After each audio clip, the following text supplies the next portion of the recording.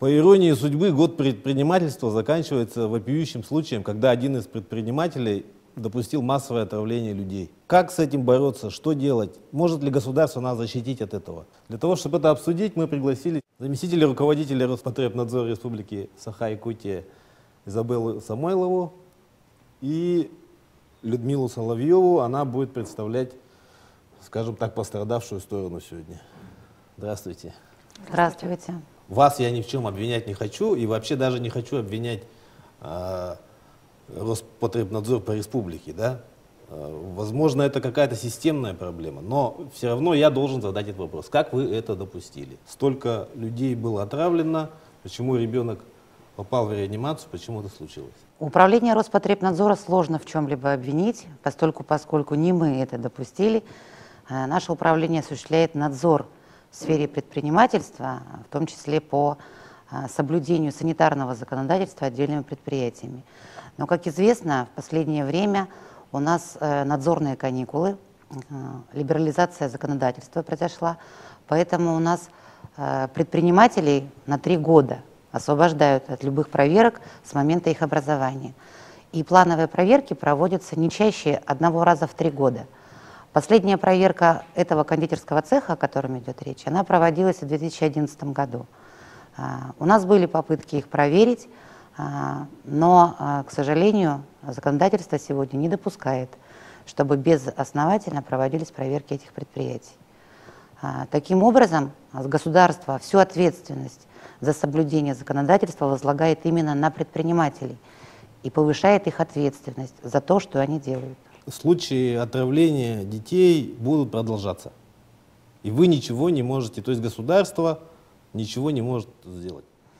Но вопрос поставлен не совсем корректно. Государство делает все для того, чтобы повысить ответственность предпринимателей для соблюдения законодательства. Мы осуществляем свой надзор, у нас есть определенные административные меры.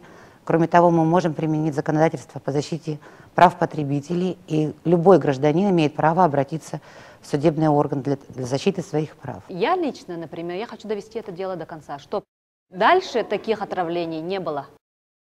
И это уже чревато здоровью ребенка, допустим, да. У меня сын спортсмен, чемпион республики по 2 видам, по прыжкам в длину и 2-кратный чемпион по национальным видам спорта по кобах.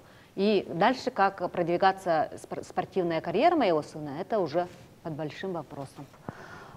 Наша цель для того, чтобы правильно настроить и предпринимателей, и сообщество к тому, чтобы они сами понимали, что здоровье – это ценно, что это ценность жизни и здоровья наших детей, и о том, что соблюдать законодательство нужно. Если вы его не будете соблюдать, то пострадают и ваши дети, и предприниматель, конечно, понесет все виды ответственности, и материальную, и моральную, и, возможно, даже уголовную. Ведь по этому делу возбуждено уже и уголовное дело. Поэтому это сигнал для всех предпринимателей о том, что соблюдать законодательство нужно, несмотря на то, что надзор осуществляется не чаще 1 раза в 3 года. А со стороны населения хотелось бы сказать, что они должны обладать грамотностью определенной. Когда вы приходите в магазин и выбираете какой-либо товар, необходимо обладать такими навыками, которые вы можете применить прямо вот на прилавке магазина, увидеть товар и сразу определить, стоит его брать или нет. Нужно знать, что из себя представляет продукт. Для этого на продукте, как правило, размещается какая-либо информация. Когда приготовлен, где приготовлен, в каком месте, какая пищевая ценность, какие ингредиенты содержит этот продукт, срок годности его. Вот эти минимальные знания должен знать каждый потребитель. Людмила, вот мы сейчас услышали, да, ответ. Скажите, у вас есть минимальные знания, как нужно покупать? Вот, да, у меня есть. Что произошло, как вот так получилось? Я скажу, что у меня, кроме филологического образования, есть еще и дополнительное юридическое. Так что я, в принципе, могу сказать, что вообще законы, в принципе, я знаю. Но в данном случае, в данном конкретном случае, торт был заказан, так что он был свежий. И мой сын попал в реанимацию в субботу после вот злополучного торта, получается, да, и мы обвиняем в этом родители, то есть нашего класса обвиняют в этом производителя. Спасибо врачам за своевременную профессиональную помощь. Если бы я жила в деревне, ну, допустим, моя семья жила в деревне, или, допустим, не было бы у нас машины, был бы летальный исход. Производитель, получается так, что он изготовил некачественный продукт, не соответствующий требованиям, санитарным нормам. И вот сказали, что проверка была в 2011 году. А почему плановая проверка в 2015 году не провелась? Вот у меня такой вопрос. В 2011 году были выявлены нарушения санитарного законодательства в этом цехе, но они были устранены своевременно. Поэтому, в общем-то, так как законодательство разрешает проверять не чаще 1 раза в 3 года, то допустимо проверять и реже. У нас на контроле состоит 20 тысяч объектов нашему управлению, которые подвергаются надзору. Естественно, что если никаких жалоб не поступает на объект, тем более объект малого предпринимательства, то этот объект может быть обучен на это. Я слышала, что плановая проверка стояла в 2015 году. Но все наши плановые мероприятия, они утверждаются органами прокуратуры. Если они не вошли в план мероприятий прокуратуры, то эти объекты уже не проверяются. Российское законодательство, конечно, несовершенно, но контролирующие органы, я думаю, что они должны контролировать. Каждому человеку контролера не представишь. У нас достаточно много законопослушных предпринимателей. И вот если мы каждого начнем так проверять, поэтому у нас существует такая модель контрольно-надзорных мероприятий, как риск-ориентированный надзор. Мы берем те объекты, которые представляют наибольшую угрозу для населения, когда у них большой объем продукции, или не обслуживают большое количество населения, или в предыдущие годы у них выявлялись нарушения санитарного законодательства. И вот в совокупности этих факторов определяются те объекты, которые могут представлять наибольшую угрозу. И вот, к сожалению, в наш этот перечень этот цех Нараяна не попадал. У меня вот такой вопрос. На претензии, вот, допустим, населения, как вы реагируете? Но в соответствии с 59-м федеральным законом об обращении граждан, надзорные органы обязаны реагировать на любое обращение граждан. Поэтому, когда к нам поступают обращения, жалобы, мы их называем, в течение 30 дней мы обязаны им ответить. Так, у меня был на работе такой случай. Я просто вот руководитель службы информационных программ, то есть это новости, радио и телевидение. И в прошлом году летом к нам обратилась жительница города Якутска. Она обнаружила крысиный зуб в колбасе. Мы хотели взять комментарий в Роспотребнадзоре, к сожалению, комментарий не получили. Ну, вы сами понимаете, что крысиный зуб, это нечастое явление, значит, в наших продуктах. Вероятно, это был разовый факт, и очень трудно доказать что-либо, когда при повторной проверке мы идем и специально ищем крысиные зубы в колбасе. Поэтому, конечно, когда проводилась проверка, если не обнаружено постороннее включение, то естественно, что пишется, что заключение положительное. Вопрос о так называемых узбечках. Кто за ними должен смотреть? Почему они работают? Соблюдают ли они все нормы? А если не соблюдают и работают, то почему-то происходит. И так и пишут, не берет ли кто-то на лапу. Мне неизвестен такой термин «узбечка». Большинство предпринимателей и тех работников, которые работают, являются гражданами Российской Федерации. Поэтому даже если они, например, родились в Узбекистане, в любом случае они являются гражданами Российской Федерации, и к ним точно такие же требования, как к любому другому гражданину, работодателю, либо работнику. А вы можете сказать, что все подобные кафе в городе Якутске соблюдают все требования? Да, есть такие мнения о том, что во всем виноваты вот приезжие, почему они у нас работают на нашей земле. Но мы соблюдаем закон. Они имеют право работать. Они зарегистрированы как предприниматели, они платят налоги. Другое дело, что санитарное законодательство, возможно, они соблюдают, а возможно, и не соблюдают. Это дело случая, пожалуется на него человек или нет. Поэтому мы ждем обращения граждан от любого гражданина, которому что-то не нравится. Кто разрешает продавать продукты в ларьках? Ну, как вы понимаете, этот вопрос очень тесно связан с земельным законодательством. Разрешение на установку таких ларьков вообще-то возложено на муниципалитеты. Муниципальная власть дает такие разрешения. Ну где эта женщина, которая мне дает этот чебурек, моет руки?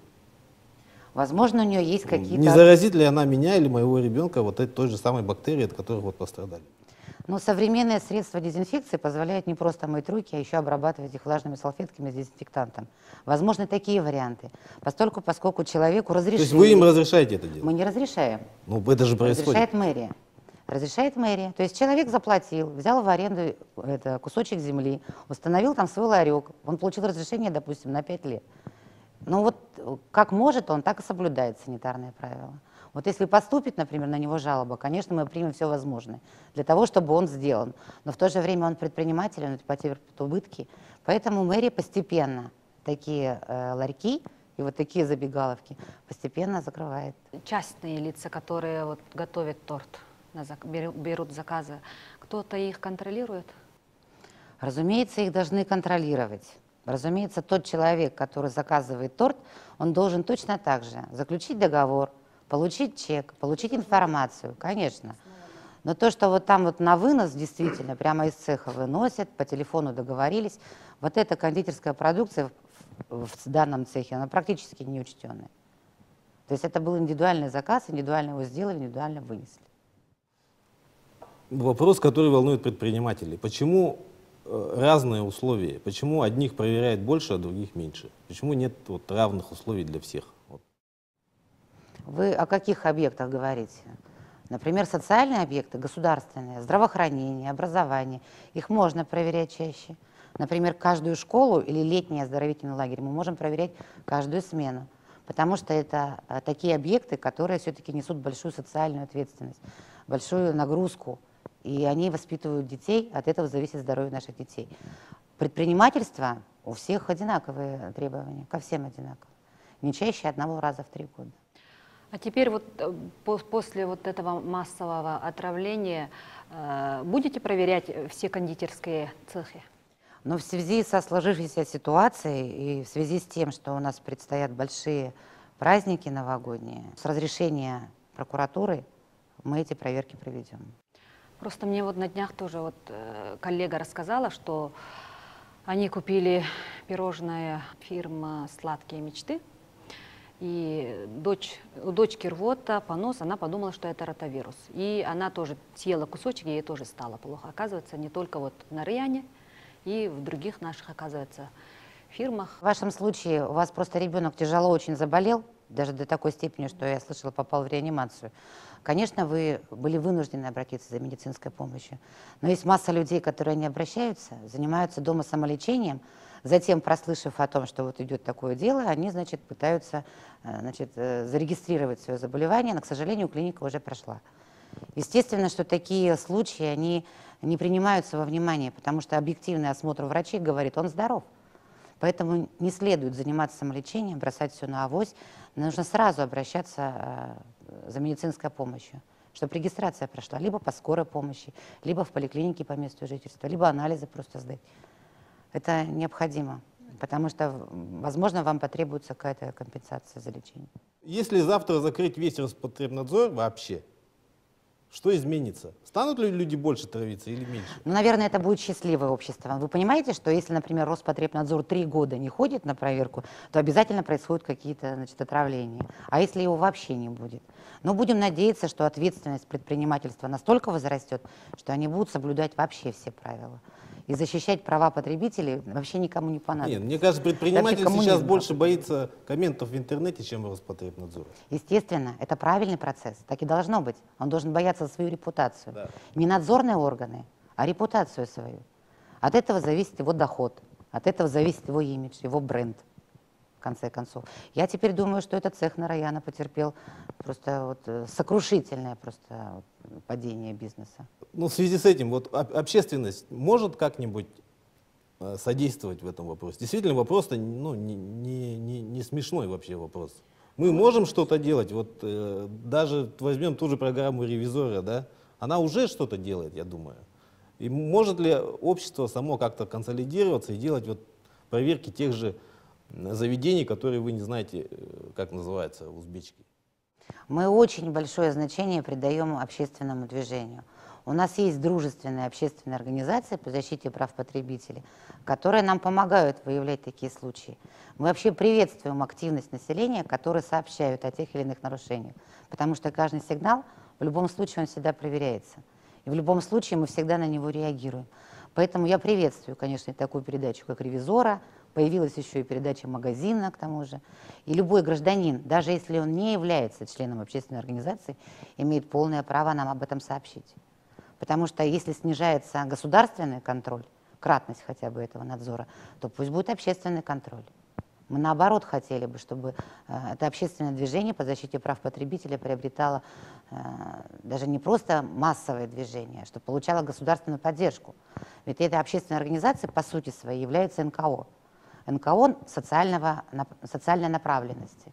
И поэтому вообще-то существуют такие нормативно-правовые документы, что значит, представители вот этих общественных организаций имеют право на поддержку государства в виде, например, предоставления какой-то площади для приема граждан, например, для того, чтобы им могли оплачивать канцелярию там, или вот переговоры там, по телефону. Эти общественные организации имеют большие полномочия на самом деле. Они могут разбирать жалобы, выходить на проверки, общественный контроль осуществлять. Они могут даже выступать в суде. И у нас есть такие общественные организации, которые этим занимаются. А в вашей структуре есть какая-то поддержка таких организаций? Естественно, у нас есть консультативный совет по защите прав потребителя, куда включены общественные организации. Кроме того, при нашем управлении есть общественный совет, куда включены, кроме того, что пресса, есть представители прессы, есть представители общественных организаций, есть представители бизнеса. И это открытый разговор, он всегда состоится. У нас ежеквартально проводится. И, в общем-то, мы об этом публикуем. А что нужно для того, чтобы их проверяли чаще? Это надо внести изменения в закон России, да? Те фирмы, которые производят вот, пищевую. Вот я уже упоминала о том, что существует такой пилотный проект, пока пилотный, но он будет внедрен на всю территорию Российской Федерации, контрольно-надзорной деятельности, риск-ориентированный надзор, так называемый. Вот этот риск-ориентированный надзор, те предприятия, которые представляют угрозу, будут проверяться чаще. Те, которые не представляют угрозу, они могут вообще не проверяться. Поэтому идет классификация этих объектов, и вот именно те, на которые чаще жалуются, те, на которых были выявлены грубые нарушения, те люди, на которые поступали жалобы там, от органов, других органов, например, уголовные дела возбуждались или следствия проводились, те, конечно, предприятия будут проверяться чаще, чем один раз в 3 года. Большую угрозу для здоровья населения представляют промышленные предприятия, например, химическая промышленность. Вот эти предприятия должны проверяться, допустим, по проекту 2 раза в год. Например, те, которые представляют меньшую угрозу, могут проверяться 1 раз в год. Среднего уровня предприятия 1 раз в 3 года. А можно ли каждые 3 года открывать новые предприятия и вообще, чтобы тебя не проверили?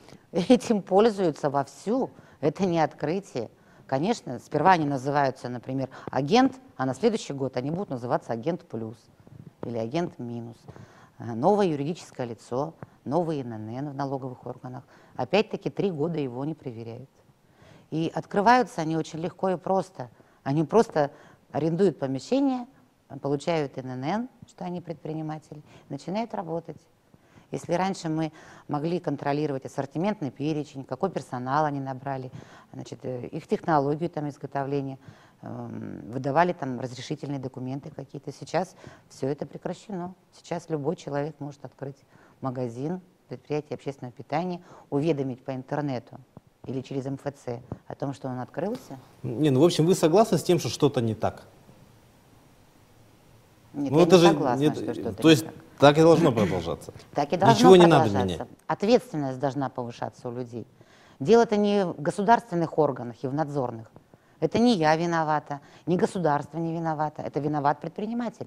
Он должен понимать свою ответственность. Вот смотрите, Нет, получается... ну подождите, человек, чтобы заработать денег, он будет всегда что-то стараться делать. Он еще хуже будет себя вести. А с чего вы так решили, что он Потому будет что у хуже человека себя жадность, вести? алчность. Он все равно это будет делать. Он будет снижать расходы, он будет нанимать самых там бичей будет нанимать, чтобы они работали. Низкооплачиваемых. Низкооплачиваемых. Он будет Будет брать понимать- самую низкодешевую материалы, будет протухшим мясом будет готовить. Для того, чтобы свежее больше выиграть яйцо. денег. Не свежее яйцо будет. Он будет понимать, что в этом случае у него будет, во-первых, мало клиентов, во-вторых, он понесет ответственность уголовную либо материальную.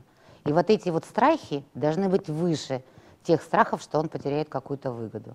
Страх за ответственность должен быть выше, чем страх за выгоду. Но ответственность же государство ему приносит. Ответственность — это его личная ответственность, его персональная ответственность за то, что он делает. Вот в чем дело. Ведь в других странах вообще таких органов нету, которые стоят над душой у людей. В Таиланде, например. Готовят. А во Франции, например, каждую скотину забитую чипуют, и до поступления в ресторан можно проследить каждый этап обработки этой скотины конкретно. Перемены нужны всегда, потому что жизнь, она не стоит на месте. Вот сейчас у нас перемены происходят вот таким образом. Не, ну в самой системе нужно что-то менять или нет? В системе чего? В системе надзора. Контроля. Контроля, конкретно вот Потребнадзора. Ну, давайте спросим вот у родителя. А вы как считаете, нужно менять? Конечно, нужно менять. Вы бы хотели, чтобы проверяли чаще? Да, я бы хотела, чтобы проверяли чаще, которые вот производят именно продукции питания. Ну вот спросите бизнесменов, они хотят, чтобы их проверяли чаще? Они такие же члены общества. Они тоже иногда бывают потребителями, в то же время они являются и бизнесменами. Политика у нас идет к тому, что да, это бизнес должен развиваться, нужно ослабить ему. Но политика не говорит о том, что... Дети должны Да, попадать да. в реанимацию. Это вот о чем мы спорим, я вообще не пойму. Мы пытаемся найти истину, что делать. Как сделать так, чтобы у нас дети не травились в будущем. Повысить ответственность предпринимателей. Для этого необходимо консолидировать усилия общественных организаций, государства и населения. Что вы посоветуете отдельно взятому гражданину, который подозревает вот отдельно взятую торговую точку или точку общепита в том, что они продают некачественную продукцию? Что он должен сделать? Прийти, сфотографировать, выложить в интернет или написать вам заявление? Что сделать нужно? Я, например, купил этот шаурму и чувствую, что мясо в нем протухшее. Что мне делать? Так, ну вы должны об этом написать в Роспотребнадзор, о том, что вы пришли в это заведение, вам показалось, что это мясо протухшее, что вы обратились к официанту, официант сказал, что типа, все равно ешьте, или что он там вам сделал. Вот эти все события вы должны написать. Желательно, чтобы вы приложили какие-то доказательства того, что вы там были. То есть у вас должен быть счет. Возможно, вам удастся сфотографировать меню, а ведь никто не запрещает этого делать. Ну а затем написать, конечно, к нам обратиться. Что происходит дальше? Тогда мы проводим проверку. Смотрим, что это за шаурма, кто ее готовил, какое было сырье. Ну, если ничего не будет Хорошо, я выявлено, все вам это ответят. сделал, проходит там месяц-два, я прихожу и вижу ту же самую точку того же самого продавца и точно такую же шаверму. Что дальше я делаю? Но вы же получите ответ за Ну, я месяц до получу этого, ответ, что да, вы все хорошо, сделали. но они стоят и продают дальше ее, как продавали на остановке Туймада. Значит, вы пишете вторую жалобу. Опять-таки мы выходим, опять-таки проверяем. Если эти нарушения действительно подтверждаются, это значит, что этот предприниматель продолжает совершать неправомерное действие. В этом случае тогда его вина усугубляется. В этом случае могут применены более жесткие меры. То есть если первоначально был штраф, на следующий раз его могут закрыть. Временное приостановление. Если это длящееся, длительное и продолжающееся правонарушение, то затем эту точку можно закрыть навсегда. Закон несовершенен. Вот это наше российское законодательство, оно несовершенно. Вот для этого надо внести поправку или изменение вот именно в закон, который контролирует именно вот предпринимателей, которые вот производят, допустим, продукцию питания. Я очень благодарен вам за то, что вы сегодня не побоялись к нам прийти, Нет, я просто не знала, услышали все эти тяжелые вопросы, но на них кто-то должен отвечать. Спасибо вам большое. Людмила, также огромное спасибо, что пришли. Вопрос действительно очень спорный. Как мы должны себя защищать, но все-таки я надеюсь, что мы как-то сможем консолидироваться, государство и общество действительно. Давайте писать больше жалоб, давайте действительно повышать ответственность и давайте, товарищи предприниматели, иметь совесть.